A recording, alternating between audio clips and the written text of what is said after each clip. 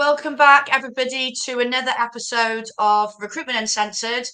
I shouldn't need to introduce myself at this point because A, my name is there and I'm the host, Kate, so you all know me already. You probably will know my guest today, my ride or die, Joe Phillips. Hi, Joe. So Hello. excited to have you on. Oh my So goodness, excited. could not wait. I've got to share a funny story with you before we start. Sorry, Joe, I'm going to embarrass you straight away. I really Go wish for we'd recorded this. So before I go live and we're in the green room, I just run through with people, this is how the show's going to work, this is what we're going to do. And I said to Joe, bringing up the first question on the screen, right, that's the first question that I'm going to ask you. And she was like, what question? I was like, what do you mean? Where's the question? It's like, are you all right or what? It's right there. It's literally right in front of your face. Okay. I was far too busy checking myself out in the camera, not looking at what I was supposed to be looking at. Well, you look stunning, right? So don't worry about it. But honestly, I was like, Oh. you need new glasses, love, because clearly they're not working. Seriously, you can't get the guests these days. You cannot get the guests. That's all I can say. No, unbelievable. Yeah, I So, agree. before we jump into the first question, Mhm. anybody watching, as normal, if you've got a question for Joe as we're chatting, any sort of comment about anything we're talking about, put it in the comments. I'll always do my best to bring it up live. But if it's anything meaty and chunky, Joe already talks too much, so I'll tag her in it after and she can cover it off separately. Otherwise, we could run over on time. I mean, you talk too much and I definitely talk too much. So timing can be an issue. We did nearly forget to go live. We had 30 seconds. That is true. We did. And it's We so good did. to be here. So good to see you. Right, let's get cracking because this one's quite a meaty question, actually, that I'm going to ask you. So, obviously, the theme of today is building a thriving career as a woman, you sharing your secrets around this because you work with a lot of women around kind of getting them up that career ladder. But I wanted to cover off, first of all, like, what are the barriers that you see women face and kind of ways people can tackle them? So I think it's probably important to talk about my mood today. My mood personally is very good. My mood professionally is not so good. And I guess, where this question really sits and really hits is we've just had the Women in the Workplace report come out. So every year for the last 10 years, McKinsey, alongside Sheryl Sandberg's Lean In, have conducted some research. And actually this report over the last 10 years has covered over 1,000 companies. In fact, there's been 480,000 participants surveyed. And in fact, what's interesting is when you look at the stats, just last year alone, they've surveyed over 15,000 employees. And what's so interesting is not only are we making very small strides forwards for women in the workplace, we are going backwards in many ways. What? So my fury and my grumpiness today is twofold. So I think it's important. I'm going to explain to you a little bit about what the barriers are that women face, but I'm also going to make sure that you can see the stats and the facts that back this up. Yeah. So what's interesting in the first instance is yet again, we're up against the flexi working and the hybrid working piece. So if we roll back prior to COVID, it was relatively unusual not to be in the office. Yes, there were people who worked flexi work or maybe worked on a mobile basis, but the majority would have set their lives to be in the office. So then let's think about the childcare costs in the UK. Huge. COVID hits, and one of the opportunities for organisations was to be able to really harness the female talent was that, of course, flexi work and hybrid work means that they're still paying out for childcare, but it also means that they can be in post. And when I talk about working parents being in post, it means that they can be close to the childcare, they can get the kids if they're poorly, they can do their work around their lives. Now, what we see is an increase of organisations pulling people back into the office and insisting on presenteeism. And this really, really grinds my gears. So if we take the likes of Zoom, they brought people back into the office. I mean, the irony of that. I'm just gonna say that is fucking. They're like a video. The They're all irony. about working remotely and video. I don't understand that. Yeah, the irony of it. Did Boots do it as well? Was it Yeah, Boots? Boots did it. So Boots brought everybody back in within a 50-mile radius. And Amazon AWS services have just done the same. As of January 2025, anybody over at Amazon AWS will have to be back in the office 5 days a week. Now, my very cynical lens says to me, not only does that mean, one, that there must be, from a culture perspective, an understanding that that has a huge impact on working parents and, of course, the primary caregiver, which is usually mum, that's going to have an impact. What that also means is she's likely to deselect.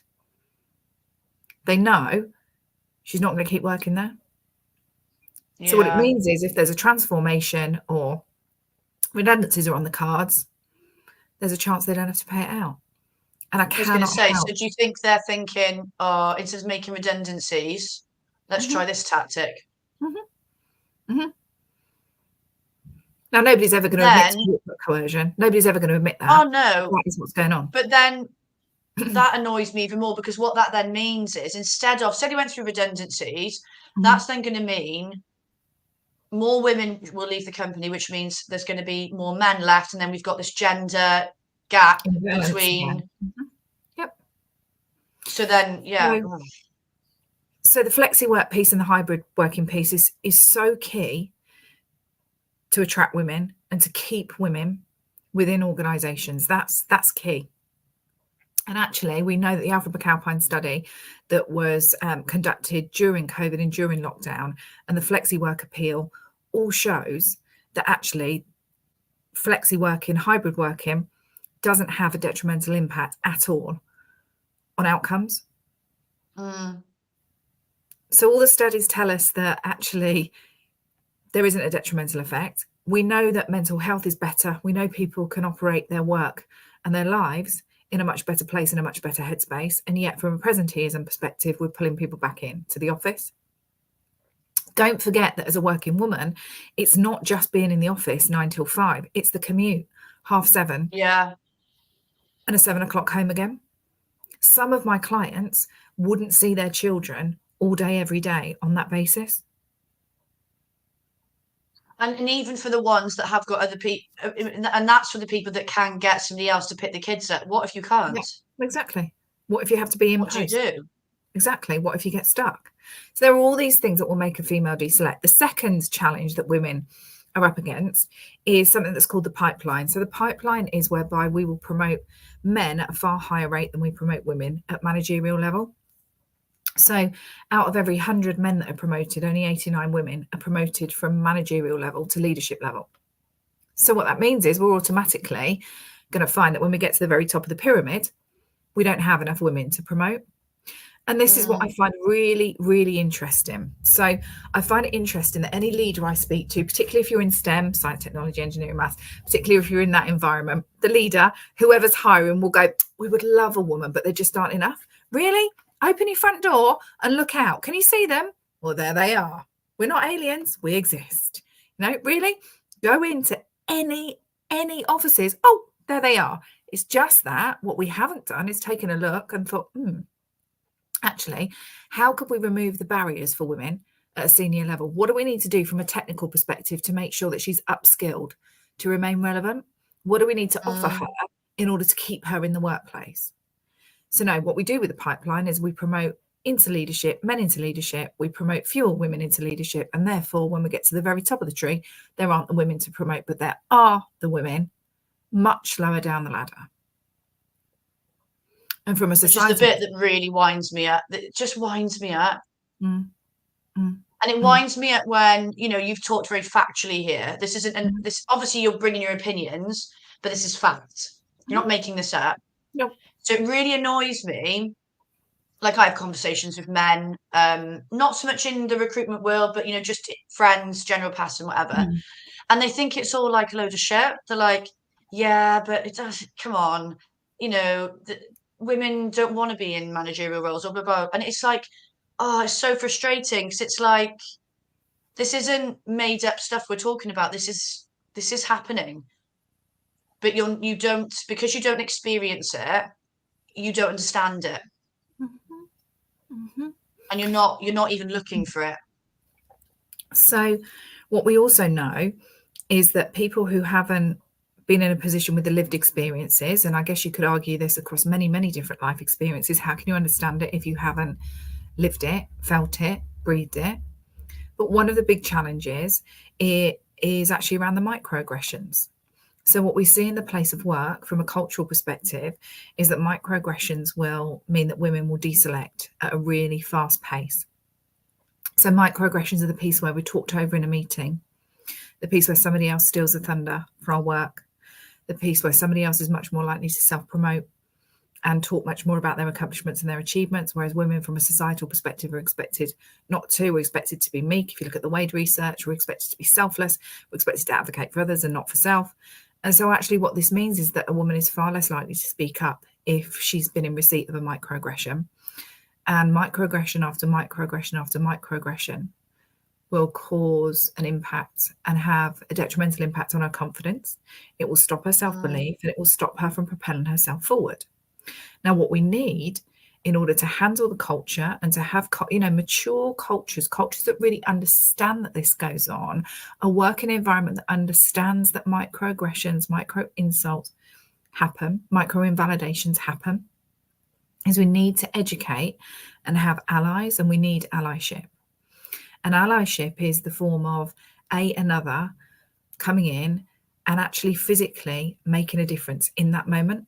So, for example, if you get talked over in a meeting, which I know is unlikely to happen, Kate, because it's you, but that's not the same for every other woman, No. But if you're talked over in a meeting, it's having an ally in that meeting that says, hang on a second, I don't think Kate's finished saying what she was saying.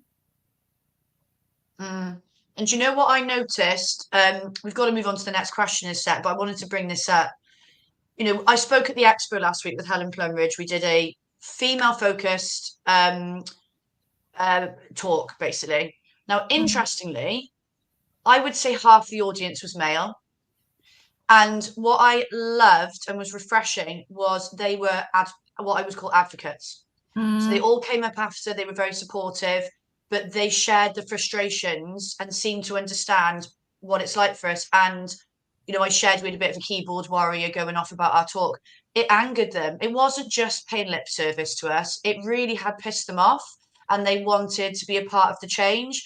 And it was so refreshing. So refreshing. So I would, to know you've got somebody like that in a room with you when you are being spoken over would make all the difference. Just conscious of time, I want to move on to our next. Sorry, we're going to say something. I'm always going to say something. And on that point, what's really interesting is that the intentionality around allyship is often much greater than the actions. And part of my frustration, again, with reading this report is that actually we've dialed back on the actions in terms of women's lived Scary, experiences. actually. I thought you were going to say that there's been developments forward, but that is worrying. Yeah, no, we've dialed back. I'm going to do a LinkedIn post about it. And actually, when you look at the amount of allyship training that's going on, organizations are investing in allyship training, but how they embed that training and the deep changes that are made to the behaviors in the workplace are not being seen. And if anything, we've dialed back by about 4% in terms of women's lived experiences of allyship. So that would say to me maybe that some of them are doing the training to tick a box. Of course. But they're not actually serious about doing it. And there's some fatigue around it, and how do you implement it, and how do you measure it, and what are the metrics around it, and how do you follow up on those behaviours, and how do you make sure if there's turnover of staff, how do you make sure that those who then arrive understand? There's so much work to do, so much work. And I know you wanted me to move on, and I'm being really well behaved, and I'm going to let you move on. Go. I know I should have brought this up, shouldn't I? Joe, please. Thank you. People who weren't here before, do you know what it said? It said, Joe, shut up. I said, oh, no, thank you. That's what it is for every guest, because then people are too scared to carry on talking. Not for me, Kate. No, please kindly move on. It's much better for me. Thank please you. Kindly. No, I wanted to make sure we've got time for this one. because I think this is a big, well, I can relate it to my own experience. I think that was a big piece of me kind of not understanding the correlation between the two. So for you, how does understanding your worth relate to your pay? I think so often as women, we spend 80 to 90% of our working day in perform. And perform is about get the job done, go through the emails, go to the meetings, get the job done, do the next action. Organize, perform, problem solve, organize, perform, problem solve. And what will very often happen is that we're less likely to understand our own accomplishments, our own achievements, our own value. We're much more likely to rely on external validation. So we're much more likely to rely and actually feel good about our worth when somebody else praises us or recognizes us. Yeah, I've always been like that. And of course, the danger there is that if somebody else doesn't praise us or recognize us, we might have done an outstanding job, but they might just have been busy. We might have done an outstanding job, but that might be our baseline now because we've worked so hard. We might be absolutely on top of our game, but that might now be the expected norm for our performance.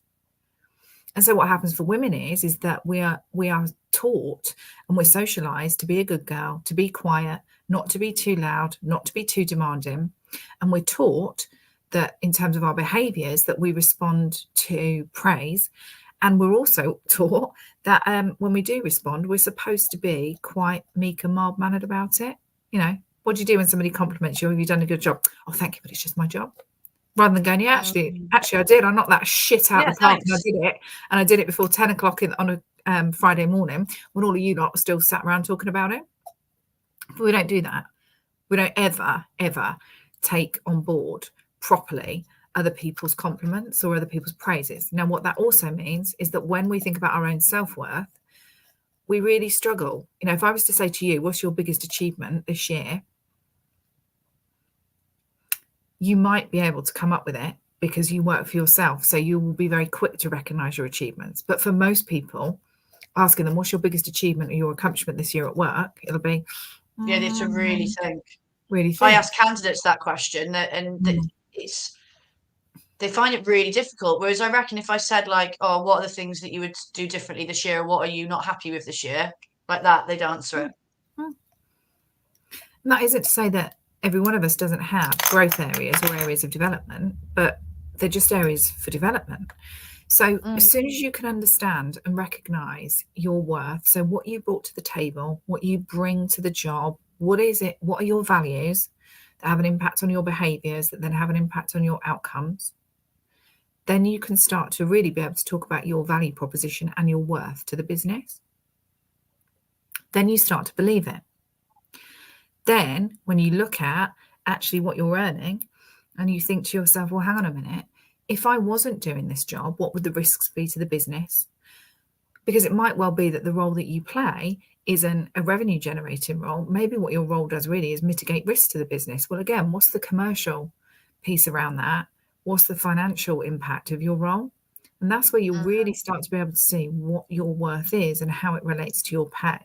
Then you can start your negotiation. Now, I'm certainly not suggesting that anybody after this, watching this, bursts into their leadership office and starts to define what the numbers should be on their pay.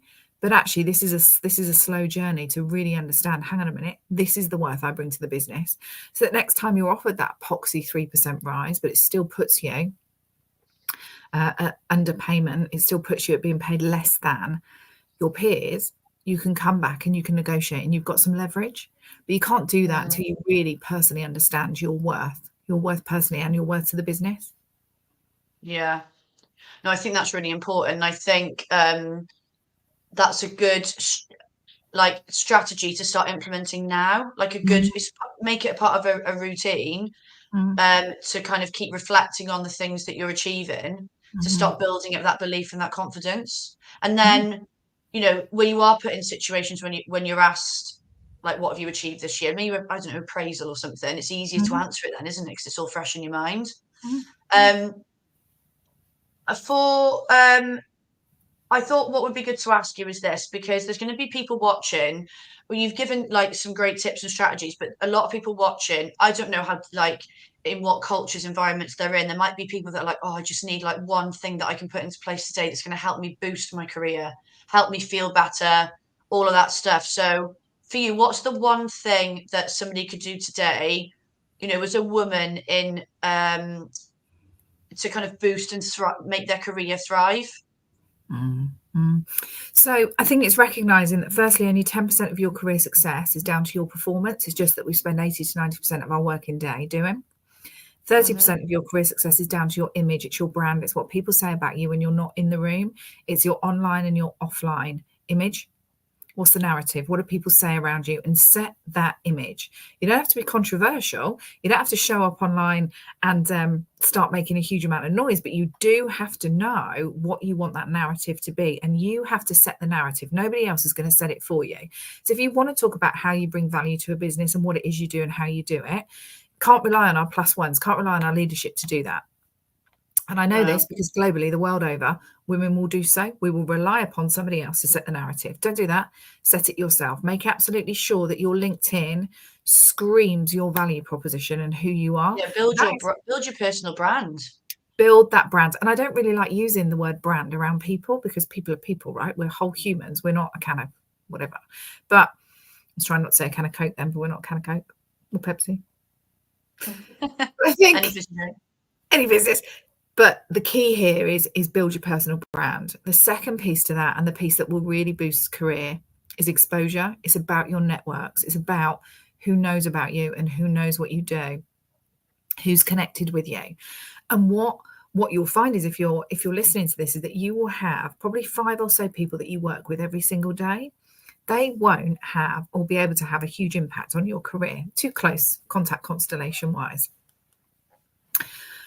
But if you think about the 5 people of the 5 people, so the 5 people that you generally work with and who the 5 people are that each of those know, now you've got 25 contacts that are probably close to your industry, within your supply chain or within your ecosystem.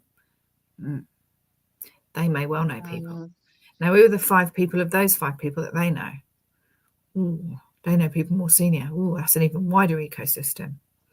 And part of the work that we do, or I do with my clients, is a contact constellation. Such a knobby phrase, but I love it. I love that. Anything to do with the stars and all of that stuff. I love it. And it's about this piece around joining the dots, joining who knows who knows who knows who.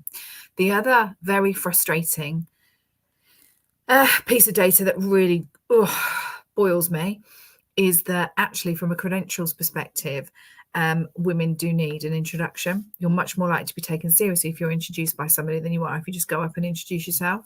Now, I think, Kate, you and I know that from a networking point of view, we're exceptions to that rule. We won't be ignored. There's nobody that's not going to see us. And I won't wait for somebody to intro me. I'm like, no, I'm a control freak. I'm like, no, I want to do it.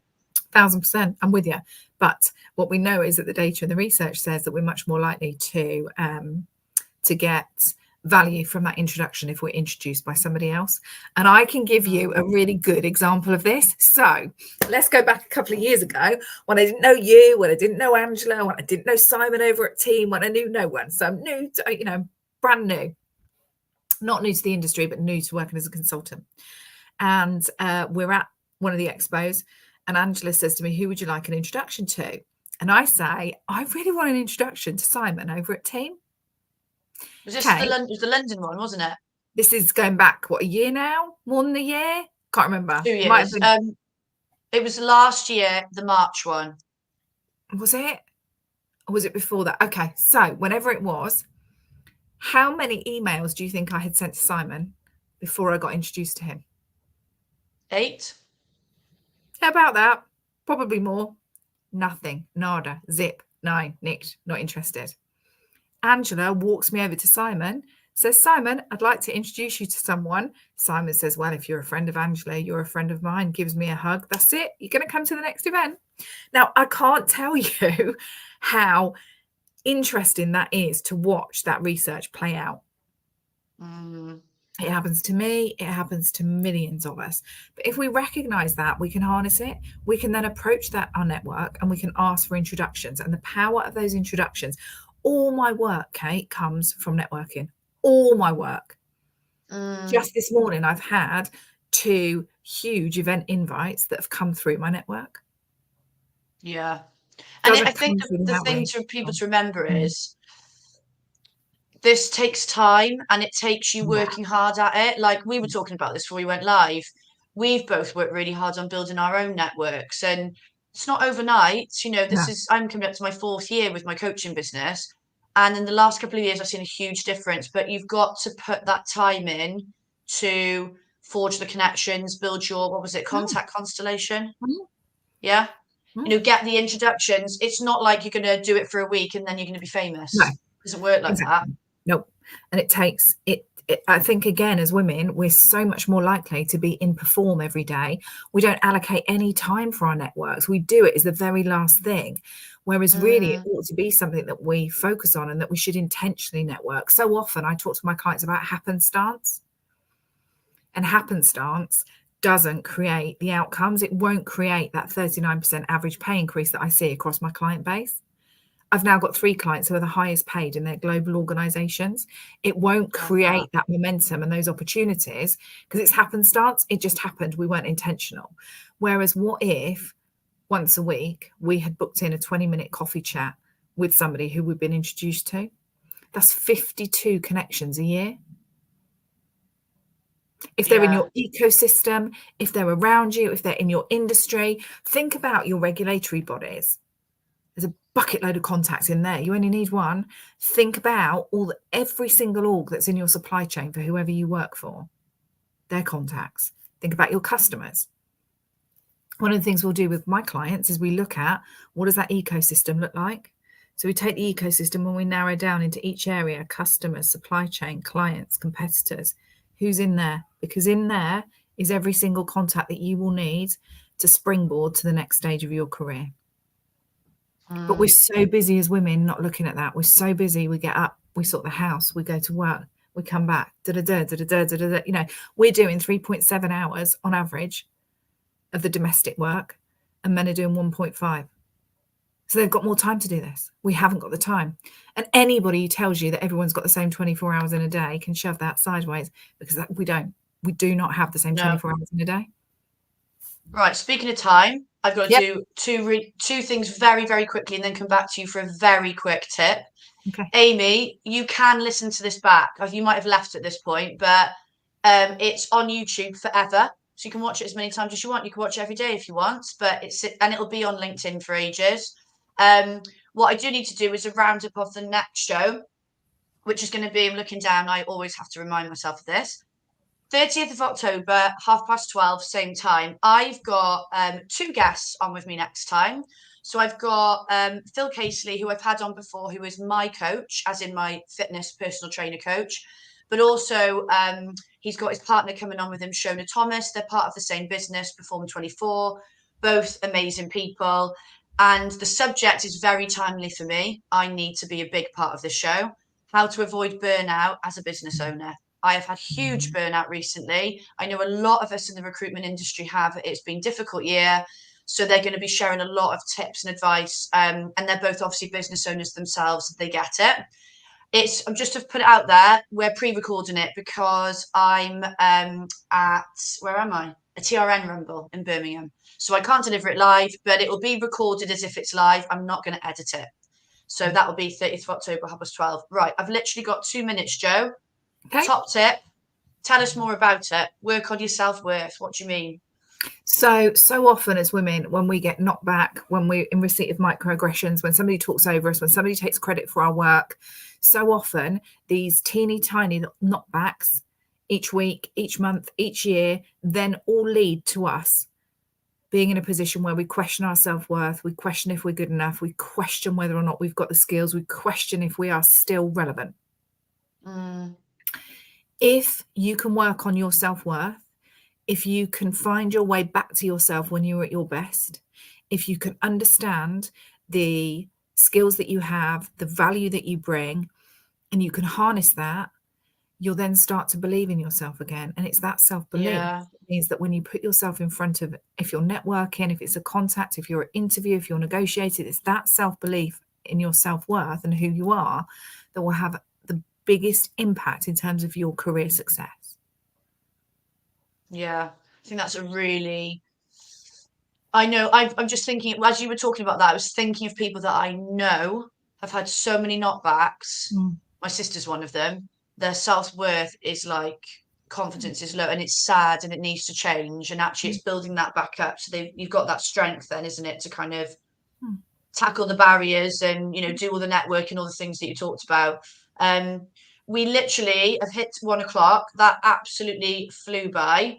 Anybody watching, if you are not already connected to Jo, I strongly suggest you do, because her posts are amazing. They're full of facts, data, they're informative, but actually I find them to be very inspiring and give me a boost. So we're talking about building on self-worth, confidence, giving yourself strategies and tactics. It gives you that sort of like, yeah, I can do this and face whatever you're facing. Jo, you've got, is it a career accelerator group starting in 2025 as well? What was it? So we're going to launch the Career Accelerator, which is the updated version of group coaching. So 6 to 8 women, the Career Accelerator, once a month, 90 minutes. And I will be making sure that we share every single secret that is given to all of my private one-to-one clients. The difference being here is that you get to network with somewhere between 6 and 8 women. You'll know exactly when the dates are, but it also means that if you sign up before the end of November, that you get a discount. So contact me and we'll get you booked in. Cheeky discount. So basically, if you're watching, you've got any questions, or you want to link in with Jo and find out about this Career Accelerator, get the discount. She's tagged as a speaker on the event. Connect with her, drop her a message. And anything that we didn't get time to cover off in the comments, I'll tag Jo in as well, and we can do that. But yeah, we've hit time. So thank you very much for watching, everybody. Thank you, Jo, for coming on. As always, love having you on as a guest. Could talk to you all day, but we've got to go. So yeah, if you want to watch us back, you can watch it on LinkedIn or YouTube, and I will see you in a couple of weeks. Bye. Bye.